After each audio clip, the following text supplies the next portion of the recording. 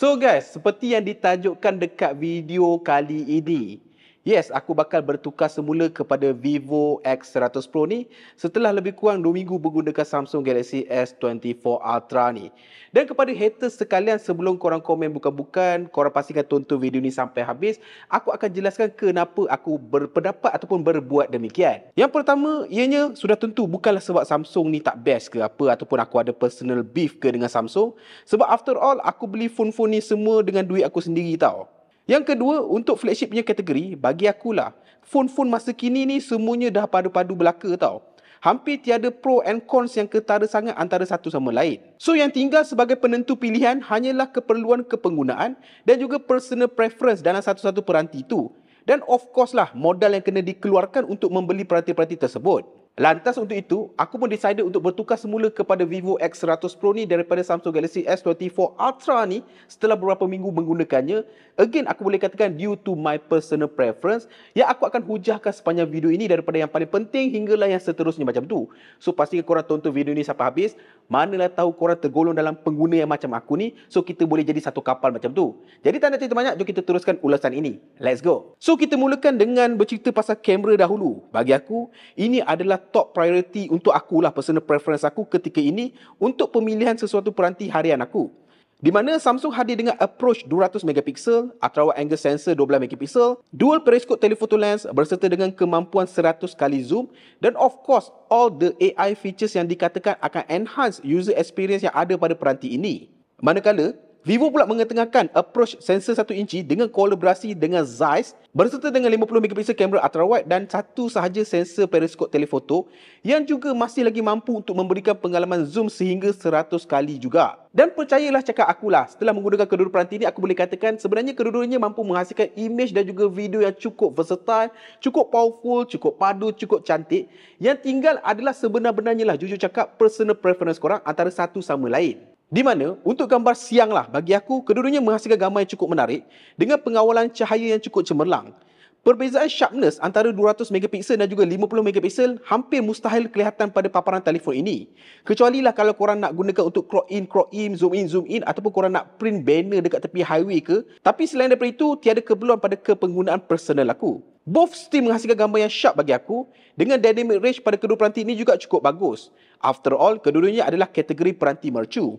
Perbezaan yang paling ketara yang korang boleh akan nampak sepanjang perbandingan kamera antara kedua peranti ini adalah color science ataupun color profile antara kedua-dua peranti ini. Di mana Samsung ni nampak lebih saturated, kekuningan sikit color dia.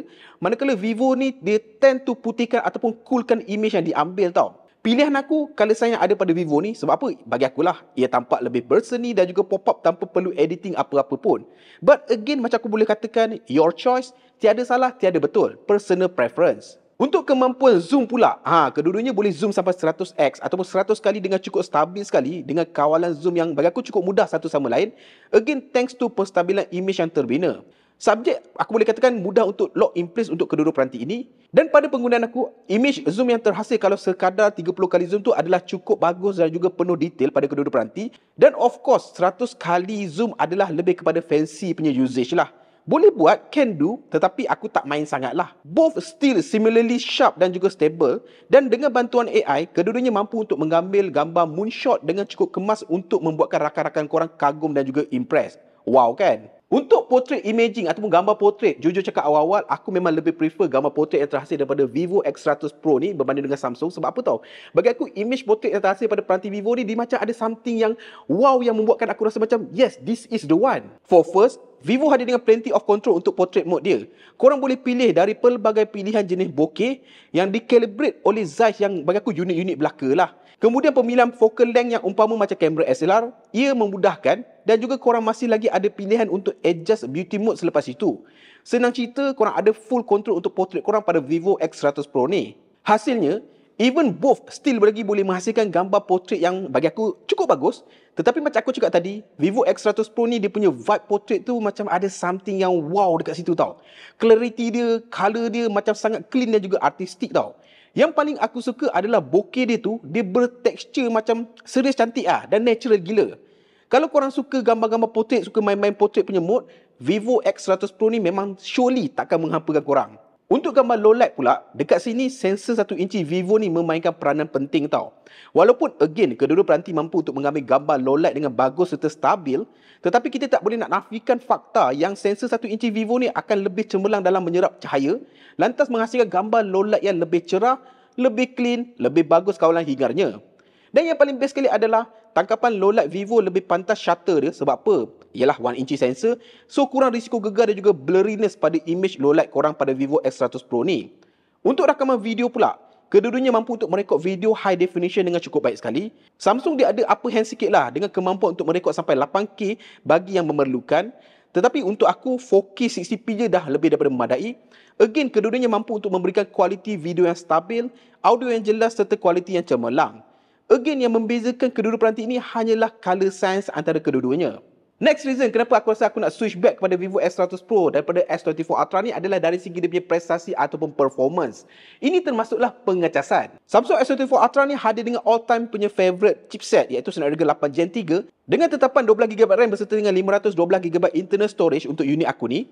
Manakala Vivo X100 Pro pula hadir dengan MediaTek Dimensity 9300 dengan tetapan 16GB RAM berserta dengan 512GB internal storage. Even ramai yang masih lagi skeptikal dengan MediaTek punya performance, tetapi percayalah cakap aku, kalau put side by side, kedua-dua peranti ini boleh fight really well macam tu.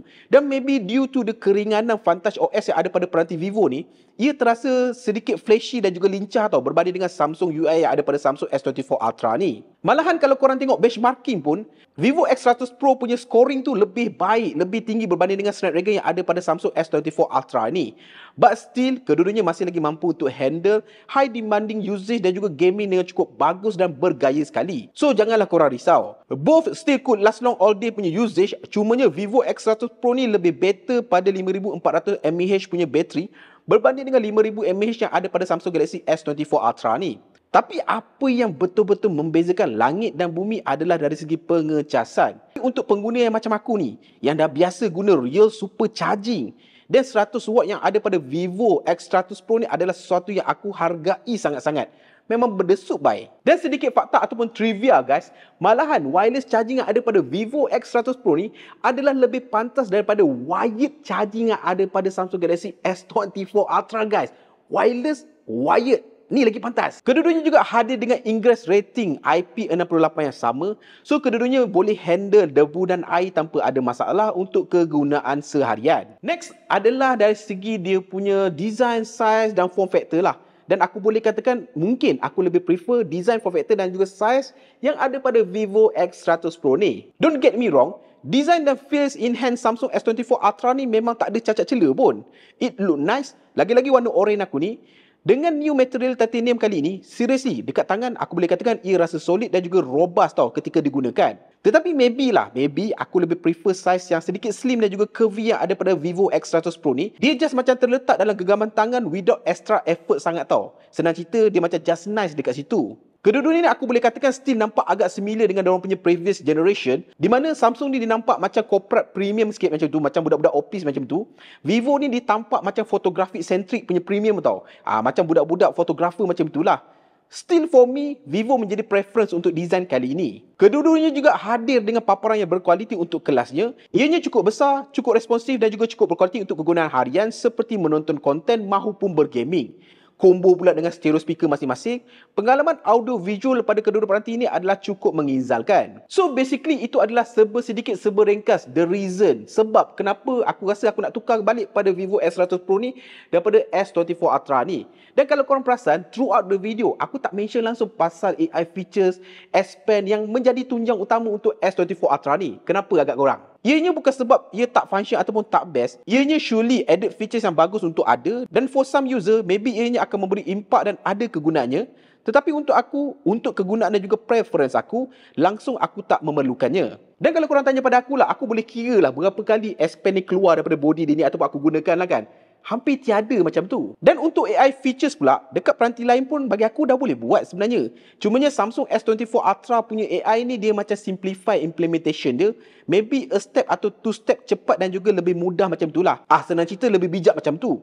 Again, kalau korang perlu, then S24 Ultra adalah a must to go lah. Tapi kalau korang tak perlukan, then korang sekapal macam aku, kita hanya akan excited masa awal-awal hype saja macam tu. Then that's come to the final decision maker ataupun sebab yang terakhir, iaitu price ataupun tanda harga. Untuk spek yang sama, harga retail Samsung S24 Ultra ni dijual dengan tanda harga RM6,799. Still ada peningkatan harga daripada siri yang terdahulu. Manakala Vivo X100 Pro ni pula dijual dengan tanda harga RM4,599, surprisingly 400 lebih murah ataupun drop harga daripada siri yang terdahulu. Dan untuk segala penjimatan tersebut, again macam aku cakap tadi, kalau korang memang tak menggunakan S Pen, tak perlukan dah pun, tak menggunakan all those AI features, untuk penjimatan tersebut, Vivo X100 Pro ni adalah a legit punya option. Dengan Vivo X100 Pro ni, korang boleh dapat sebuah peranti dengan kamera mercu kolaborasi dengan Zeiss, desain slim yang menyerlahkan sisi fotografi korang, prestasi lancar, bateri lebih besar, pengecasan jauh lebih pantas, both wired dan juga wireless, dan dalam masa yang sama, kedua-duanya masih ada IP68. So, itulah sebab kenapa aku akan bertukar semula kepada Vivo X100 Pro ni. Again, sekali lagi, video ini berdasarkan personal preference aku bukan overall general punya comparison tau. Mungkin korang ada korang punya preference, mungkin korang lebih sesuai dengan Samsung Galaxy S24 Ultra, then you do you, me do me. Macam tu. Okay, geng? So guys, sampai sini saja video hujahan saya pada kali ini. Again, jangan marah-marah tau. Kalau korang ada apa-apa pertanyaan, korang boleh drop dekat ruangan komen kat bawah. Dan sampai bertemu lagi di video akan datang. Macam biasa guys, Assalamualaikum. Ciao.